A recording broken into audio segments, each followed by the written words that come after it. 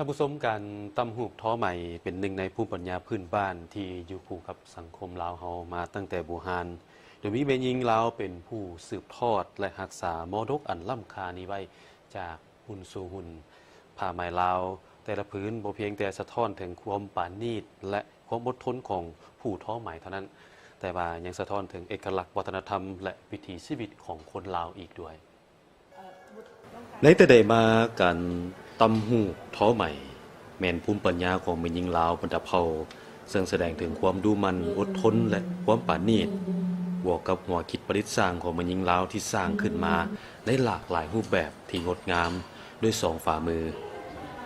ปัจจุบันแม่หญิงลาวยังคงสืบต่ออาชีพการตำหูกท้อใหม่ด้วยการนำไส้ลวดลายดั้งเดิมผสมผสานกับการออกแบบที่ทันสมัยเพื่อให้สินค้าตอบสนองความต้องการของตลาดทั้งภายในและต่างประเทศอาชีพนี้บ่เพียงแต่ช่วยสร้างรายได้และยกระดับคุณภาพชีวิตของครอบครัวเท่านั้นแต่ยังเป็นการอนุรักษ์มรดกทางวัฒนธรรมให้คงอยู่นางใจอินทวงศ์คำบ้านเติมเมืองสำเหนือฝ่ายหัวพันแม่นหนึ่งในจำนวนหลายคนที่ได้สืบทอดการตำหูกท้อไหมมาจากผู้เป็นแม่ซึ่งนางได้เฮ็ดอาชีพนี้มาตั้งแต่อายุ11ปีมาฮอดปัจจุบันเป็นเวลา14ปีที่ติดพันกับการตำหูกท้อไหมต้องมีความอดทนและก็มักในการตำหูกเพราะว่ามันได้ใช้ความละเอียดอ่อนในการถักเป็นดอกเป็นแต่ละดอกมันต้องได้แบบละเอียดถ้ามันเป็น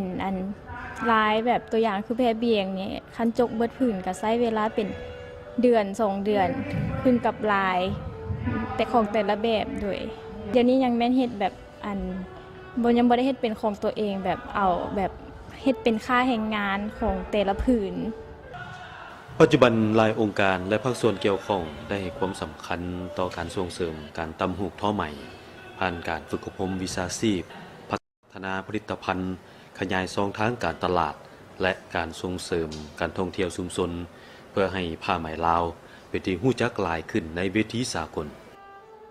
เจ้าอยากฝากถึงมดสุคนเนาะโดยเฉพาะมันไว้หนุ่มแม่หญิงเฮาเนาะอยากหันมาเบิงเนาะซับในดินสินในน้ำพวกเฮาอยู่บ้านเฮาน่ะจะมีหลายอันที่ว่า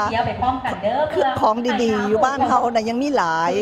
อยากให้มาช่วยกันพัฒนาค้นคว้าแล้วก็คนคิดประดิษฐ์สร้างเพื่อสร้างสาประเทศชาติเฮาให้เจริญรุ่งเรืองพวกเขาก็จะมีการฝึกอบรมเนาะแล้วก็มีข้อมูลข่าวสารแล้วก็มีการโปรโมทสินค้าต่างๆโดยเฉพาะมื้ออื่นพวกเขาก็จะได้โปรโมทสินค้าที่ว่าออกแบบใหม่การตำหูกท้อใหม่จึงบ่แม่นเพียงแต่อาชีพเสริมของแม่หญิงลาวเท่านั้นแต่เป็นสัญลักษณ์แห่งความดุมันความอดทนความปราณีตและความภาคภูมิใจในภูมิปัญญาของชาติ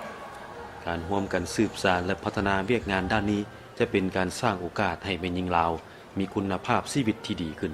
พร้อมทั้งรักษาเอกลักษณ์วัฒนธรรมของชาติให้คงอยู่สืบต่อไป